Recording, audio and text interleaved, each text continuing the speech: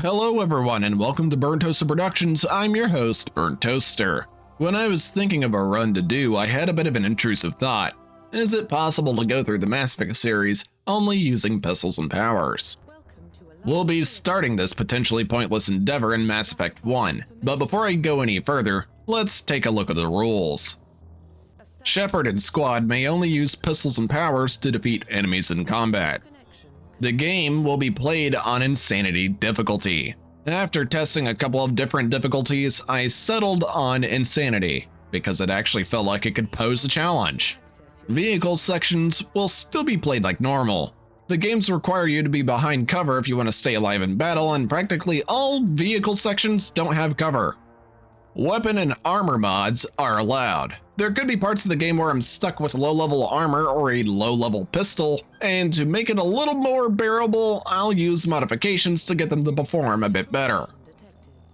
And that's it for the rules. I will preface this video with a slight warning. The squad mate AI would sometimes use other weapons besides pistols, most notably assault rifles, even though they have no training in assault rifles. In the heat of combat, it is a little difficult to tell, but anytime I caught it, I'd tell them to switch weapons. It usually stuck with them, but if you see any footage of the squad using some other weapon, that's on me. Anyway, due to the nature of this run basically answering my own possibly mentally unstable question, there's not much else that I have to cover. I will take the time to warn those of you who either have photosensitive epilepsy or a family history of photosensitive epilepsy. There will likely be lots of flashing and whatnot. If you feel any discomfort while watching the video, please stop watching immediately and consult a medical professional before continuing. Now, let's get into this run. We naturally don't start right out of the gate. I've got to make our protagonist. And well, I don't think I've ever seen Shepard look like an angry therapist or accountant with possible mafia connections before, but here we are. As far as class goes, I chose Engineer, mainly for the debuffs the class can slap onto enemies, which will make them a little easier to deal with. And they also receive pistol training. For the other stuff, he is a colonist and proved to be ruthless on Torfin. With character customization done, it's time to get into the game proper. Our first destination is Eden Prime. Posed as a shakedown run, we're actually meant to make a covert pickup of a Prothean beacon that was unearthed recently. Except it's not quite so simple, as someone has attacked the colony. All we really get to see from the transmission is a slightly spooky ship and lots of gunfire. Well, since we still need to grab that beacon, Shepard, Kaidan, and the legend himself, Richard L. Jenkins, heads down to the surface. Oh yeah, also Nihilus, who's a specter and a bird person. We're not down here for too long before Jenkins decides to shed his mortal coil and ascend to a higher plane of existence. Even after Jenkins is gone, the only enemy we face are the Geth recon drones, which don't offer much of a challenge. It's not until we find Ashley that we actually fight the more humanoid versions of the Geth, which didn't really go too well for them either. Ashley confirms that these are Geth, even though they haven't been seen outside of their little part of the galaxy for a good couple hundred years or so. She also surmises that they came for the beacon. She then points us in the right direction and also joins our squad. After forcing a couple more Geth to permanently shut down, we found out that the beacon has been moved from the dig site, and that means looking around the research camp. Reaching the camp, we get the pleasure of fighting Husks. Husks are more annoying than an actual danger in Mass Effect 1. Sure, they may have a little blast, but so long you can run or have someone use biotics against them, you're perfectly fine. However, Husks are the only thing we find here. We also found two scientists, or a scientist and her unstable assistant. Well, Shepard here knows just the thing to help that guy out. Thankfully, Dr. Warren explained where the beacon was before Shepard just gave a man a concussion. With one assistant knocked the hell out, it's time to make our way to the spaceport to hopefully get that beacon. But before we could get much closer, Nihilus is shot by Saren. We also get to see that massive spooky ship from the transmission. Fighting the enemies in the immediate area isn't too difficult. I took one of the Geth out with an explosion and simply shot at the other one. Then there were about 3 Husks total. One got gunned down after I used overload on its shields, another was simply shot, and the last one was biotically thrown before ceasing to exist. After that bit of fighting, I found some people hiding in a shed. Looks like they were part of a smuggling ring, so they have some things that could possibly be of use to me. Like a well-adjusted human being, I shake this man down for whatever stuff he has on him and then threaten him to find out who his contact at the spaceport is. We make our way over there and find Nihilus dead on the ground. Some random worker popped out from behind the crates and explained what happened. Shepard then sniffs out the fact that he is the contact at the spaceport for the smuggling ring and, of course, starts shaking him down. All I got from that was a grenade modification that I sadly won't be able to use. The worker suggested we use the cargo train that Saren had used, since he took the beacon. There's a bit of an issue with that plan. To get to the cargo train that we need to use, we have to fight through a nice little horde of Geth. Thankfully, Kaidan is a biotic, otherwise I'm pretty sure that Geth Destroyer would have done its job. Once the destroyer is done for, the rest fall pretty easily, if and when they actually stick out of cover. When we finally reach our destination, I get to have the fun of disarming some explosives. It's a good thing they're generous with the amount of time you have. 5 minutes is more than enough. Although it's not hard to die on insanity difficulty, and having to fight through enemies will take a bit of time, as well as carry the risk of having to start this section over. But I managed to disarm all of the explosives with 2 minutes and 44 seconds left on the clock. All that's standing between me and the beacon is a couple of Geth and husks, neither of which lasted too long. Before I get to the beacon, I decide to look around for a bit more loot. I pretty much only found weapons and armor I can't use. With all the loot grabbed, it's time to continue the mission and secure that beacon. Ashley ends up walking a little too close to it while it's active and it starts pulling her closer. With Shepard being ever diligent, he grabs Ashley and tosses her out of the way. Now Shepard is the one floating in the air while receiving some pretty strange flashes of something. The beacon promptly explodes and knocks Shepard out cold.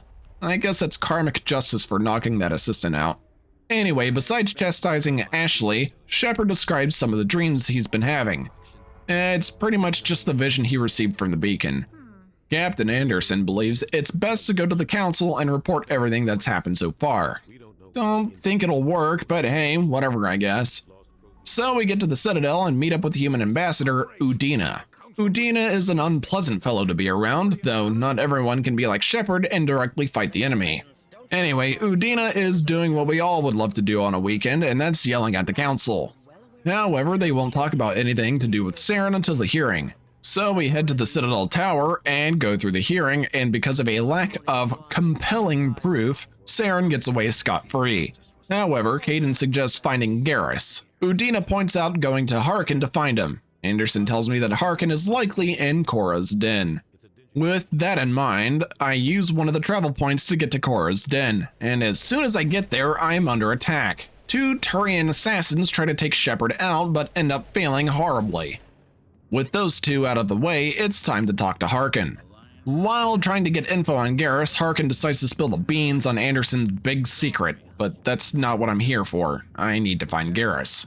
He was last seen around Dr. Michelle's office, which means that's our next destination. As soon as we make it there, we're under attack, again, but thankfully clearing out these thugs is easy enough.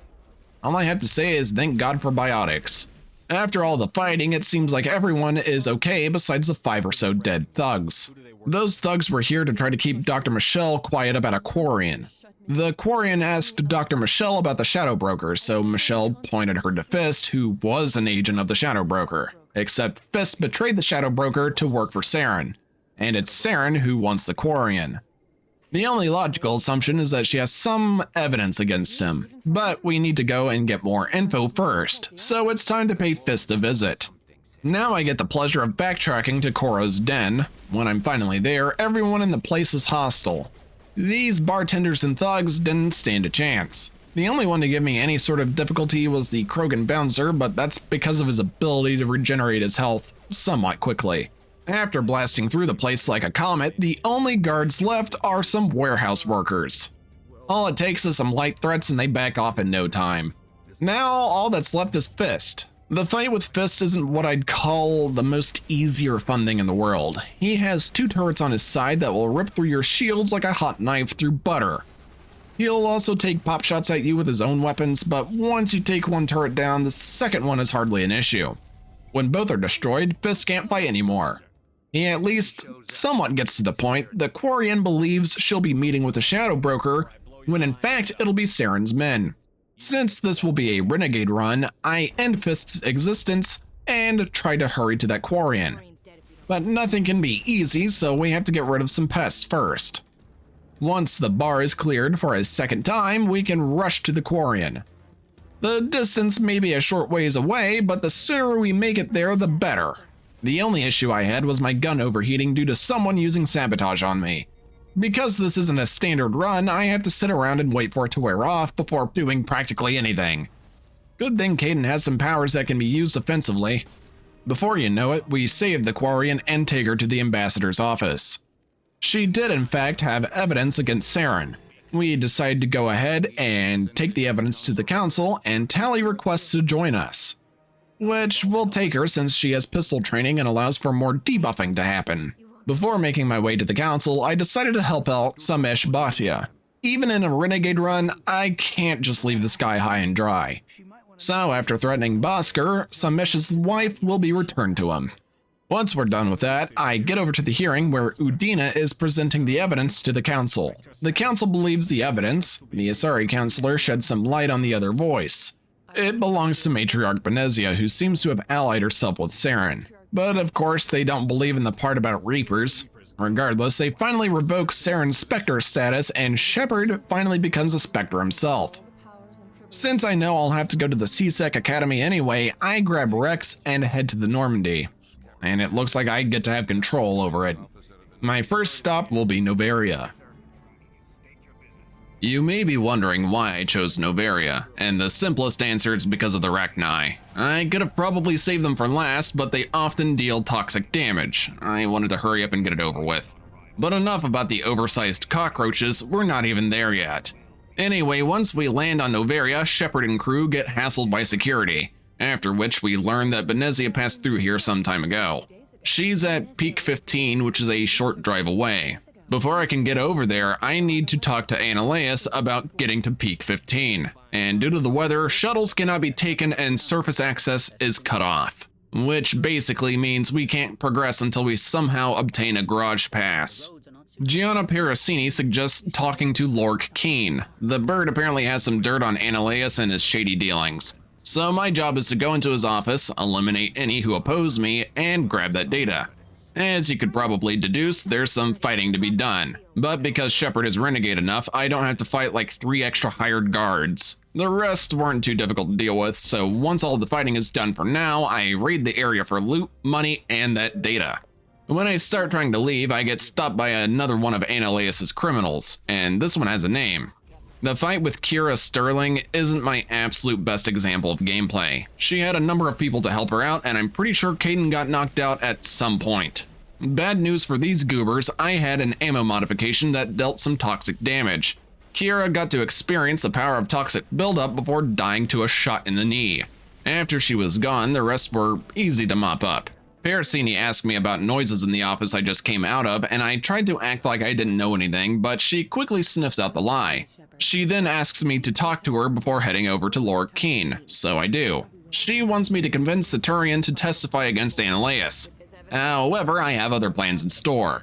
I chose to be renegade since the start of the run, and I kind of have to follow through with it, so I don't have to worry about my morality at a later point. Instead of talking to Keen, I tell Annaleus that Parasini is investigating him, which leads to both Annaleus and Parasini becoming deceased, and also allows me to unlock that safe in Annaleus's office. Now I can grab that garage pass from Annaleus's corpse and get in a Mako.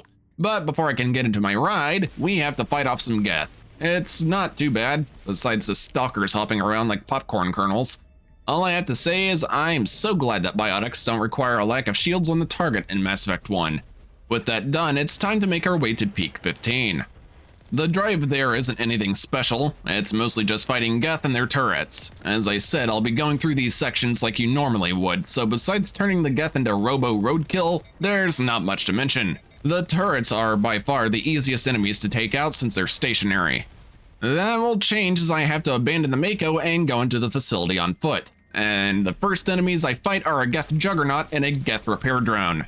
I didn't last long since I wasn't smart and stuck out of cover at the worst possible time, which means it's the first death of the run. I try again and take things a little slower this time, popping off a few powers to weaken the Juggernaut and then using Marksman to finish it off. That's not all of the enemies though. There's a Geth Trooper and a couple of Krogan I need to take out. The Krogan are the most notable ones here since that Geth didn't put up much of a fight. The fun thing about Krogan is their ability to regenerate their health fairly quickly, which makes them a bit of a pain if you don't have enough firepower. Good thing is they fall to the ground around the time they use it. So long you can keep the damage up, they're goners. 2 dead Krogan later, we push further into the facility and fight more Geth. Once the bots are deleted, I get to experience my first encounter with Nigh. The good thing is Nigh don't have shields. The bad thing is they have ranged attacks and some decent health to compensate for that. Their ranged attacks can and will do some damage. Oh yeah, I almost forgot they have melee too. Poor Caden didn't know what was happening until it was too late. And don't ask me why Shepard is using Meta Gel at full health. I either accidentally pressed the key or the game is a little bugged. Anyway, I finally made it to Mira's core. We have to restart the system to progress, and I chose to do the puzzle. I wanted to keep my Omni Gel in case of an emergency. I remembered it being more difficult when I was younger. I actually solved it in about a minute. I guess that's the bonus of having a more developed brain. Now that Mira is active again, I can start doing other things to get the facility in a more operational state. In order to find the matriarch, I have to reconnect the landlines and fix the fuel lines for the reactor. I'm not excited about the landlines, so I chose to fix the reactor first. In order to get to the fuel lines, I have to fight through a nice amount of Geth, a few destroyers, a bunch of stalkers, and a juggernaut that's camping above this little area. It could easily take me out since it has a high ground and some rockets that could end me at the drop of a hat. But I used sabotage on it, and that juggernaut couldn't defend itself. Now that the Geth are all deactivated, I can repair the HE3 fuel line. My next task is one I don't really want to do, but I have to. The big reason why I didn't want to reconnect the landlines is because of more Nigh. Along with Nigh soldiers, there are also some workers. The workers aren't the most imposing in terms of appearance, but they serve as a living bomb. If they get close, they explode and deal toxic damage that will ignore your shields. Usually it wouldn't be too hard to simply riddle the area with the rounds to take the workers out, but I'm using a semi-auto pistol. To cut this attempt short, Tally fell, Caden fell, my pistol overheated, and I was trapped in a corner only to get eviscerated. The next attempt was much better since I remembered to use as many powers as possible to disable them and gun them down. Once the extermination of the space roaches is done, I can reconnect the landlines and continue deeper into Peak 15. Sadly, my electronics skill was too low in this area to activate the plasma purge, so I had to use brute force to get rid of the 2 Nigh chilling out in the little hallway. Eventually, I reached the tram to go even further into the facility. On the way, I meet Captain Vitralis and a group of survivors. Of course, after talking with the captain, more Nigh show up. Due to the amount of people in this area, the bugs didn't last very long at all. I can finally go where the other survivors are. The first thing I do is take a look at Potosi's stock to buy and sell a few things. Afterwards, I head to the restricted area and unlock the door. Just a warning, this will turn everyone that has a firearm hostile. If you're a Paragon, you'll probably want to avoid going this route. The reason I decided to go this way is that it brings me to Benezia sooner.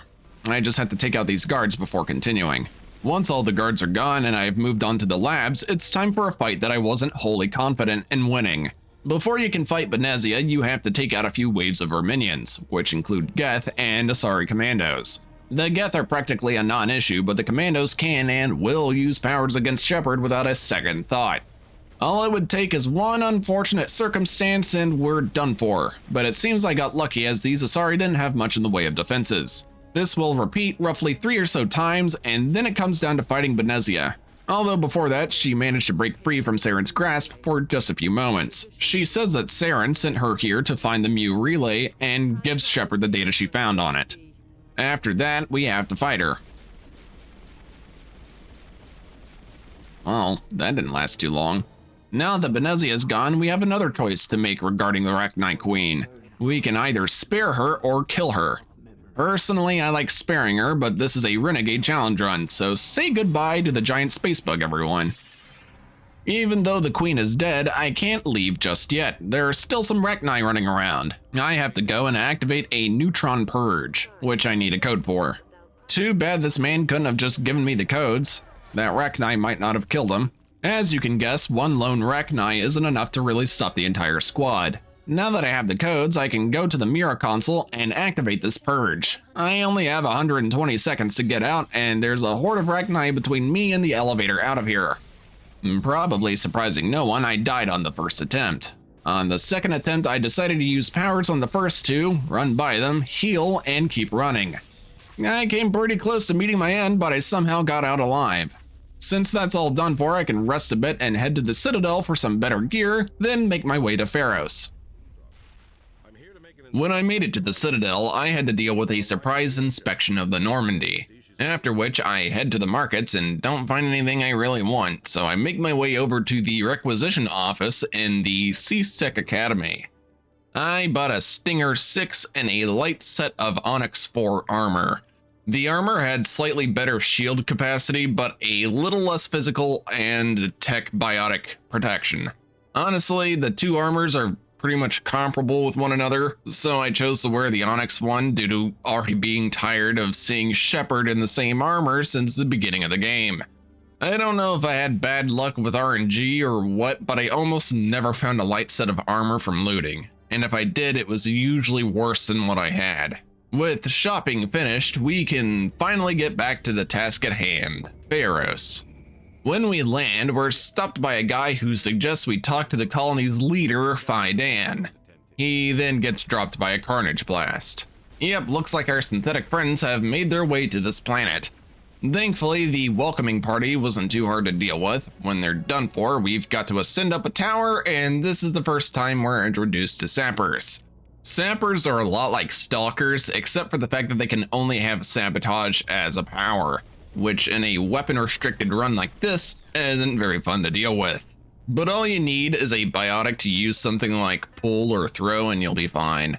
Before I knew it, I had reached Zoo's Hope.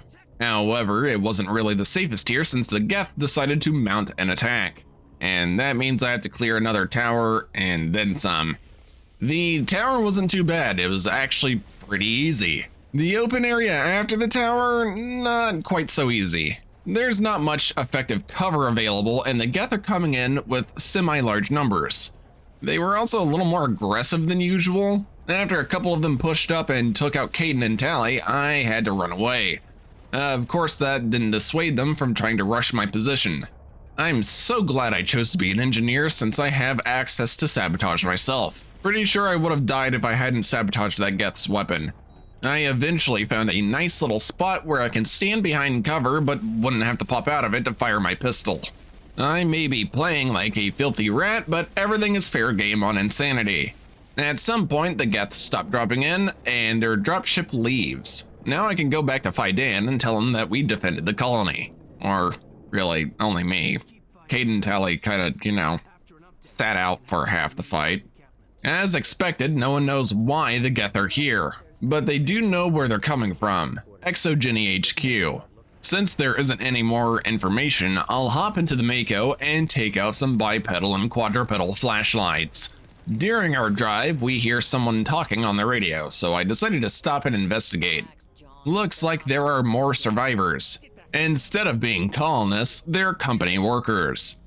They confirm that Exogeny HQ is where the Geth are coming from, and Juliana asks me to look for her daughter as she has been missing. With all that out of the way, it's time to continue moving forward in the Mako. When I finally reach my destination, there are some Geth that need to be taken care of. Nothing crazy though, which I'm thankful for. Until I find a Geth armature. As you can expect, using a pistol against this thing wasn't the most fun I've ever had. It took a nice little while to finally end it. And all I got for my trouble was an ammo mod, armor mod, and grenade mod. Thanks, game. Further in, we find Lisbeth, Juliana's daughter. She sheds a little more light on why the Geth might be here. Looks like they're wanting the Thorian, but she doesn't go into too much detail. Instead, I have to find a way out of here. The main problem being the fact that there's a field blocking the exit. I have to find whatever is supplying it power and shut it down one way or another. Although it looks like the Geth ship is the thing that's providing power. Anyway, after that I have to fight off some Varen, which aren't the most difficult things I've fought so far. Their attacks do not damage shields though, instead they ignore them and go right for health. My best advice is to keep moving, try to use powers against them, and shoot them. After the alien dogs have been dealt with, you'll have a Krogan to fight. He's not difficult, especially if you have a biotic with you. A charging Krogan isn't all that scary when you can just lift him up with space magic and gun him down. The Krogan we just eliminated was attempting to access information about the Thorian. The VI tells us that the Thorian is located in the substructure of the colony, Zoo's Hope. The Thorian is a strange plant in that it exhibits some level of sentience and it comes with the ability to control the minds of other living organisms, including humans. Looks like Exogeny was doing some human testing without telling the colonists. I tried to get some information about the Geth ship from the VI, but since it has limited data and practically all of its sensors are blocked, I still have to go through this dilapidated office building and try to find a way to take down the field. After exploring a little more, we learn that Geth anchor their ships to buildings using claws, and it's possible that one of them has a weakness to exploit. Eventually, we reach an area that has a large amount of Geth, which isn't the most fun thing to deal with. Mostly because there is a rocket trooper, shock trooper, and a destroyer. I can't deal with them head on due to a lack of cover, so I get their attention and run back to the entrance that has cover I can actually use. Sadly, that plan didn't really work the way I intended. Instead, I have to stand near the top of the stairs and wait for them to funnel in. That way I can take them out one by one. However, this plan of action is a little risky because if they just charged up those stairs, I'd be deader than a doornail. Regardless, this plan actually worked out pretty well. With all the Geth dealt with, we can get to fixing this field problem. There's a shuttle bay door control console that we can use. It has a repair ticket attached to it that says if the PSI is anywhere around 31 to 34, the door could shear through a metal I-beam. You've got to try to get it within that range I gave earlier, which isn't really all that hard, but due to my brain essentially being a gelatinous mass 75% of the time, I failed a few attempts. But I did get it after the third or so try. Now that the field is down, comms are operational once more. Joker reaches out and explains that something is going on with the colonists. Looks like they've turned a little feral, so now I can turn my attention to the Thorian. On our way back to the Mako, we come across Lisbeth again. She pretty much confirms that the Thorian has mind control abilities. With all that said, we can finally get the hell out of Exogeny HQ and head to Zoo's Hope. Eventually, Lisbeth's mother gets on the radio and asks for help, so Lisbeth wants to stop the Mako and find out what's happening. Looks like Jong isn't too happy about Juliana using the radio. Since comms are back online, Exogeny reached out and said they wanted the place purged, which is likely why Jong was sort of panicking. Jong doesn't care if I wipe out the colonists. Lisbeth and Juliana want me to save them. However, this is a renegade run and I have restricted myself to only using pistols and powers, meaning I can't exactly save them with a gas grenade. I could with melee, but it's not exactly the smartest idea to rush in and start bonking people with a pistol. And, well, I also want as many renegade points as possible, so we'll be doing this like no Russian. Since we have our objective and obligatory moral choice, it's time to blast some Geth back to wherever they came from and get to that colony. Straight out of the gate, the colonists are pretty easy to take out, which isn't surprising. I mean, it's not like they have access to military-grade gear. But if you're expecting to trounce over civilians, you'll be mistaken, as there are these Thorian creepers. They're basically like husks, except they deal toxic damage, which is a pain to deal with. Best strategy I found to work is to use melee or biotics and, well, shoot them.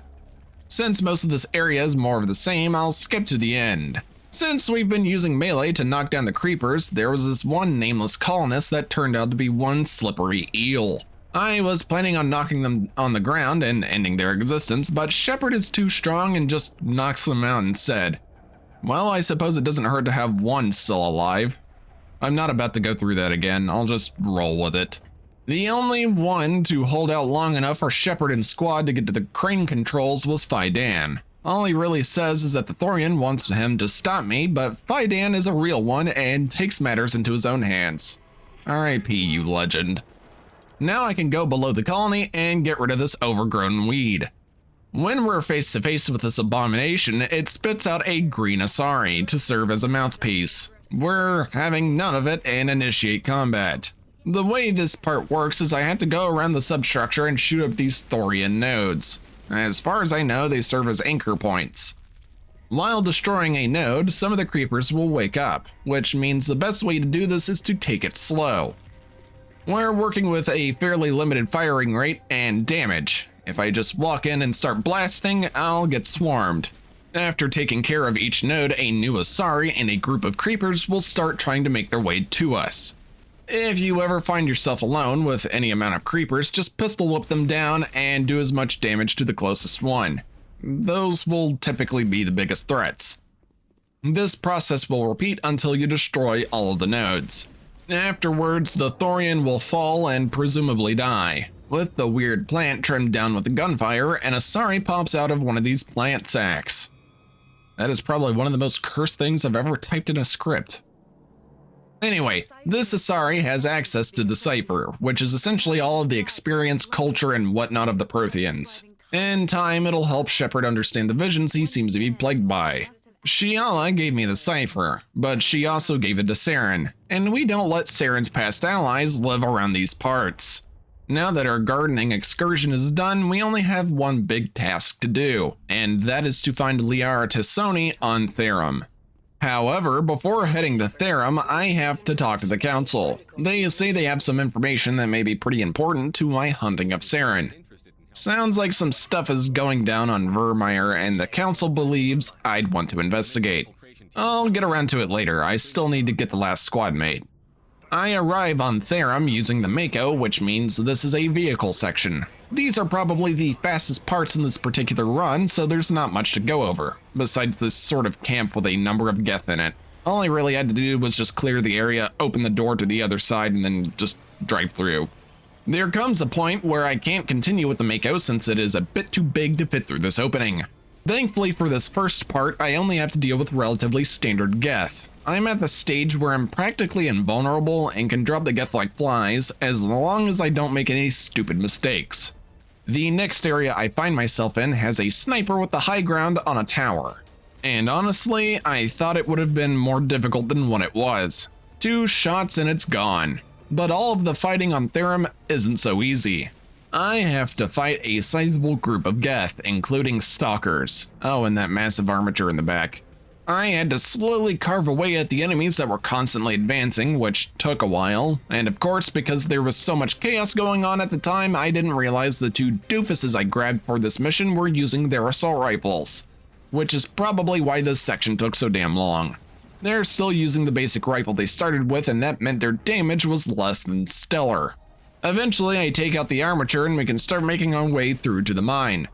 After fighting some Geth and riding an elevator, we find Liara. She's been stuck like this for a while because she seems to believe she has lost her mind. However, we can't get to her at the moment. The console's on her side of this field that's blocking the way. Though there is a less conventional way to get through that requires the use of a big mining laser. It works like a charm, and we can get over to Liara and free her. She finally snaps out of it and believes we're real. Now all we need to do is get out of the mine, especially since it seems to be caving in. Naturally, we're not good to go just because we're on an elevator. There's a Krogan Battlemaster and some Geth that we have to take out first. I decided to try to disable the Krogan first, since he is the most deadly combatant in the area. But due to the amount of Geth firing at me, I didn't have much of a chance to deal any damage. Eventually, we drop him and have the Geth to face. The rest of this is fairly easy as we've been fighting the Geth for most of the game. Since the squadmate AI has the mental fortitude of a wet sock, Caden ran out of cover and got decimated. The Geth were steadily pushing up, so I had to run further back behind some better cover. I also finally got Tali to switch her weapon. She had been using the assault rifle for the entire mission, and I just failed to see it until right then. Trust me, I'm already kicking myself for that one. All we have left is a Geth sniper, and I have to say the proximity-based powers are a godsend for flushing anyone out of cover. It works every time. Anyway, now that we've blasted everyone to the moon and back, it's time to get out of this mine before we're crushed. Now that Liara is safe and sound, she wants to join her consciousness with Shepard's so she can try to make sense of those visions. Liara has been studying the Protheans for pretty much all of her life, and her understanding may very well help. Sadly, she doesn't have anything to really say at the moment, which means it's time to head to Vermeer. Before heading over to Vermeer, I wanted to try to complete an assignment or two for some better gear. I was recently asked by Admiral Hackett to go to Luna and take out a rogue VI. For the most part, the mission was fine, until I had to go inside the last area. There were way too many flying turrets and I couldn't think of any sound strategies to defeat them, mostly because they would simply advance and push me out of cover. They were also fairly tough, and they had a higher ROF than myself. After dying and not wanting to waste too much time on side content, I reloaded a save to go to Vermeer. As far as what's happening on Vermeer is concerned, an infiltration group sent out a message, but no one could make it out due to static. The only thing we do know is that they sent it on a channel reserved for critical updates. With all that out of the way, it's time to head down to Vermeer. The beginning area is yet another Mako section that has a nice amount of Geth to take care of. My job is to shut down the anti-air defenses so the Normandy can land in the camp. Honestly, the Mako sections are pretty easy. The most I had to do was clear out an area, open some gates, and drive through. When I get to the AA tower, I have to take down 2 destroyers, and that was easier than expected. But to be fair, they decided to stand there menacingly. Now that the AA defenses are offline, it's time to get to that camp. Captain Kirahi fills us in on what is here. Looks like it's Saren's base of operations, and he's, well, breeding an army of Krogan. Apparently he found a cure for the genophage. And now we get to do the part of this mission that I was a little worried about. The big reason why I've been Renegade is the confrontation with Rex. I may not have used him at all in this run, but I didn't want him to end up dead either. Thankfully, I have been enough of a badass to talk Rex down, convincing him that it was best this facility was destroyed. Since I don't have to worry about a little blue-on-blue fire from my own Krogan, I can move on to our next objective. Kirahi says his team can convert their ship's drive core into a makeshift nuke, and we'll have to place the nuke in a specific location to, well, get rid of the facility. Kirahi also wants one of my crew to go with him, either Kaden or Ashley. I chose to send Ashley since I have very little use for her because she doesn't have too many powers I could really capitalize on in this run. Now it's time to get ready to eliminate some Geth and Krogan. I took Kaden and Tally. They've basically been my squad for the entire game since they rely so heavily on powers to perform well in fights. Anyway, I have to fight my way through to the main building. There are lots of Geth between here and there, as well as some points of interest that I can sabotage. Which I do, but when we get right there to our entrance, I set the alarms off on the far side of the base. The amphibians can deal with it, they'll be fine. Once we got in, besides some indoctrinated Solarians, there was a Geth juggernaut. I feel like this was meant to be some sort of karmic justice for triggering the alarms near the Solarians. But after giving it a power cocktail of sabotage, overload, and damping, I took it out pretty quickly. Sometime later, I find this lab that has a number of husks chilling out in what I suppose are containment areas. There's also a Krogan and an Asari scientist. The Krogan actually didn't give me too many problems. The Asari, however, gave me some issues. Although that's probably because my squad mates couldn't pop off any powers due to being blocked or passed out on the floor. Then the husks were released. I had to kite them a little bit, then revive my squad. When the Asari got out of cover, I had Kaden use throw on her and she went flying. She still lived somehow. After taking down the husk, it was time for her to get lit up like a Christmas tree. Naturally, I got blindsided by another husk that was hiding behind a wall. After a little more fighting, I came across Renathanoptis, and I have to admit the Renegade choice has one of the coldest lines in this game. Sorry doesn't help your victims. No, no! Considering she threw ethics out of the window, I don't feel bad about shooting her, even if she did open Saren's private lab for me. In this lab, we find another Prothean beacon. Of course, Shepard activates it, and afterwards, we get to talk to Sovereign for the first time. After the chat, Joker warns Shepard that Sovereign is headed in our direction, which means we're gonna have to hurry and plant that bomb. Even more fighting later, we make it to the spot where the bomb is supposed to be planted. There's a slight issue though. Ashley said that you won't be able to make it back to the rendezvous point, so I have to try to go back and save her. Boy, did they save some annoying enemies for this little stretch of the mission. Several Krogan and a number of Geth ghosts. While all of the Hopper variants are predictable, they also move around a lot and have speed on their side. Good thing I picked up Liara, otherwise I'd be screwed right now. Once I make it through that area, a Geth dropship goes over the bomb site and I have a choice to make. I won't have time to save both Kaidan and Ashley.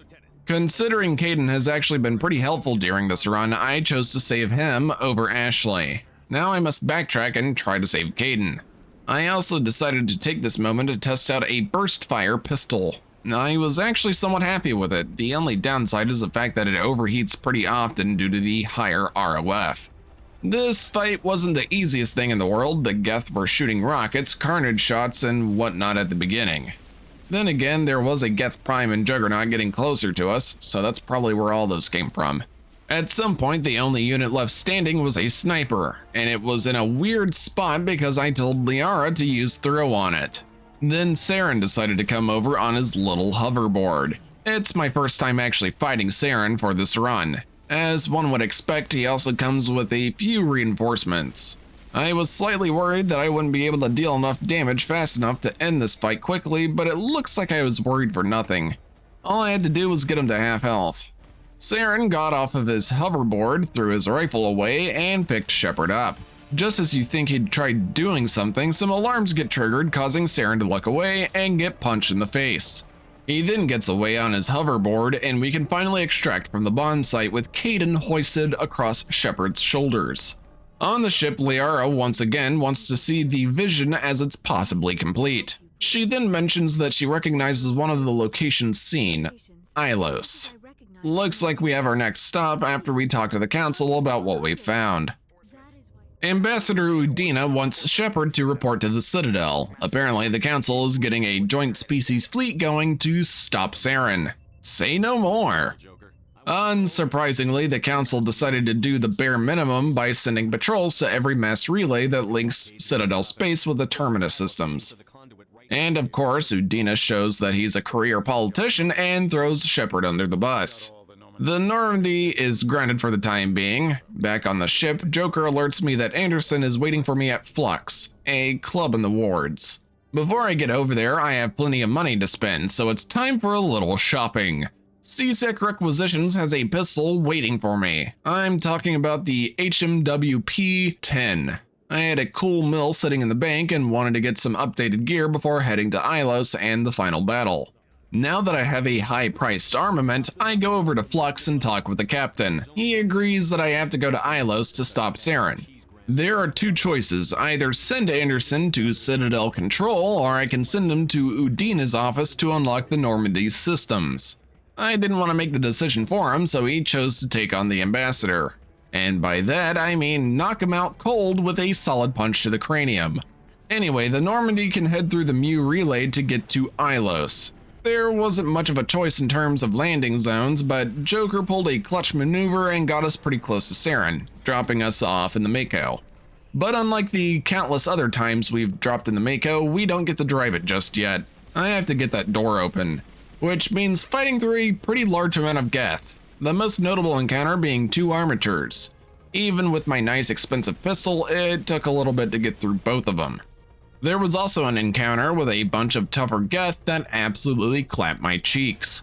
This little area doesn't have a lot of viable cover the squad and I could use. Good thing I have a save right before that fight. This time I played a little smarter. We maintained some focus on the Geth Prime, that is until a destroyer decided to charge. I had Kaidan use lift against it and shot it dead.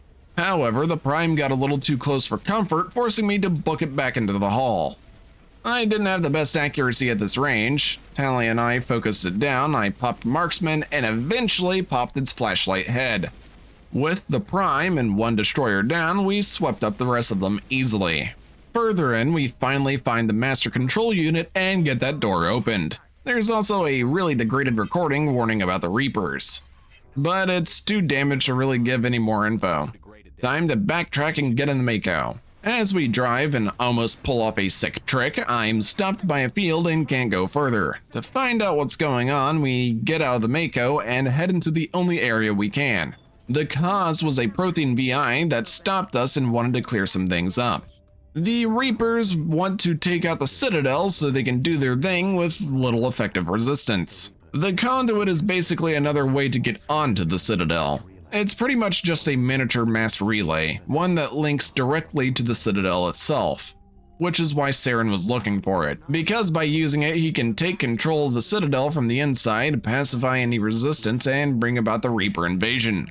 Before we leave, the VI gives us a data file that will corrupt the Citadel's security protocols and let us have temporary control, possibly giving us a chance against Sovereign itself. With that said, there's no time to waste. We need to get to that conduit and use it to reach the Citadel. On the way, we destroy more Geth, get a cutscene showing the Geth and Sovereign attacking the Citadel, then have to rush down this path that has several Geth Colossi ready to stop us. Too bad for them, they failed at their job.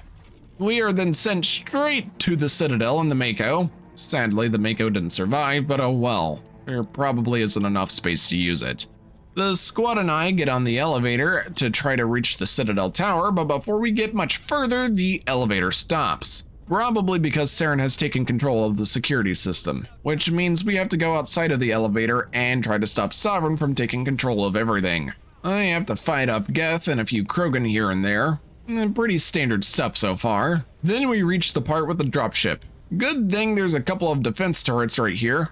It's enough to deal with a dropship, I just have to take out the troops that come down. Before I know it, the dropship is done for. Even though it has been relatively smooth sailing since getting on the Citadel, I did run into a bit of an issue at the Geth turret section.